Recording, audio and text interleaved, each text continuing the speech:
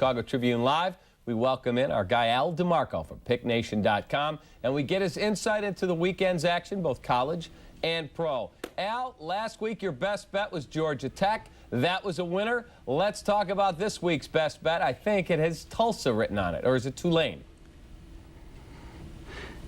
No, it is definitely Tulsa, laying the big 17 points at Rice. Fourth road game in 5 weeks for the Golden Hurricane, but they won and covered their first two, laying double digits. Then they got blown out at Oklahoma 45-0, and I expected that. But what I liked is last week they came back, they annihilated Sam Houston, 56-3, which they had to do in their home opener.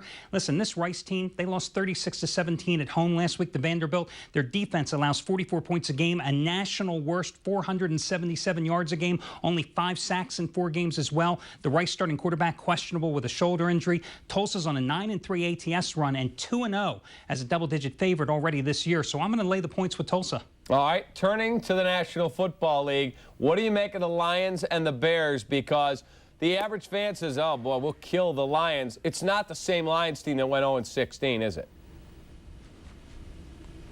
Exactly. Now they've got momentum. They've got a little confidence. And I'll tell you, I hate this game. You know, and I was on the Bears last week at Seattle, and they played a miserable game. A Seattle team minus 7 starters, and you're down 13-7 at half, and you barely won that game. They're 1-5 ATS, their last 6 division home games. And you know, the Lions have covered 4 of the last 5 in the series. They're on a 6-2-1 ATS run as a division dog of 7 or plus or more points. I'm going to go with Detroit here. As I said, I wouldn't play the game, but I think statistically the Lions are the play. All right, how about New England and Baltimore? This is a real good matchup. Well, I am 3-0 this season already with the Ravens. I backed them against Kansas City and Cleveland, but they're lousy teams. They went to San Diego, won outright, but the Chargers outgained them by 163 yards. They needed a great stop by Ray Lewis just to win that game. You're getting a great price on New England. The public's all over Baltimore. This game keeps dropping in price. Patriots dominated Atlanta last week at home, 445 total yards versus 257. And think about this. The Falcons and the Ravens play a similar offensive style. Second-year quarterbacks, they run the ball, they go to their tight ends. And let's not overlook the Bill Belichick factor.